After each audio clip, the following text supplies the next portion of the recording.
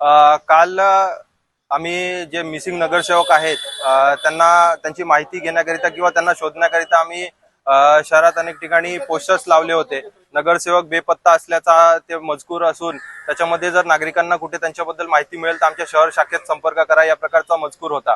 परंतु नगरसेवक मधुर म्हात्रे यांचे वडील श्री उमेश म्हात्रे यांनी मधुर म्हात्रे यांची बदनामी झाला असा आरोप करत पोलीस स्टेशनमध्ये आम्हा शिवसैनिकांविरुद्ध त्या ठिकाणी तक्रार दाखल केला होता।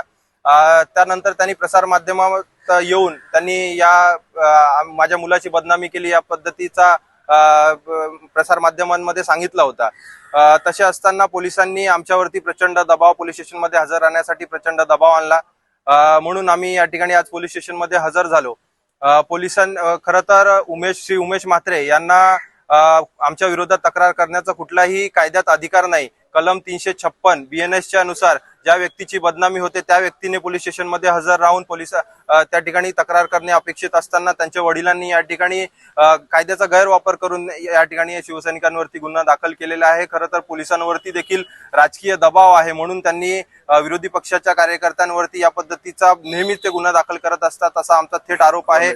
परंतु हे सगळं होत असताना आमचे शिवसैनिक, आमचे उपविभाग प्रमुख माझे काका श्री रमेश तिखे साहेब काल त्यांच्यावरती देखील शिवसैनिकांवरती गुन्हा दाखल झाल्याची माहिती त्यांना मिळाली। ते देखील आमच्यासोबत काल पोस्टर लावण्यामध्ये होते। त्याचा धसका त्यांनी घेऊन ते प्रचंड तणावात होते, ते स्ट्रेसमध्ये होते। काल रात्री 2:30 वाजता त्यांना हृदयविकारच्या झटक्याने दुर्दैवी त्यांचा अंत झालेला आहे। आमचा थेट या ठिकाणी श्री उमेश म्हात्रे आणि पोलीस प्रशासनावरती आमचा आरोप आहे। त्यांनी ही हत्या, आमच्या शिवसैनिकांची हत्या केलेली आहे। लोकशाहीसाठी आम्हा शिवसैनिकांना बलिदान द्यावं लागतंय। हे महाराष्ट्रासाठी आणि देशासाठी प्रचंड दुर्दैवी बाब आहे।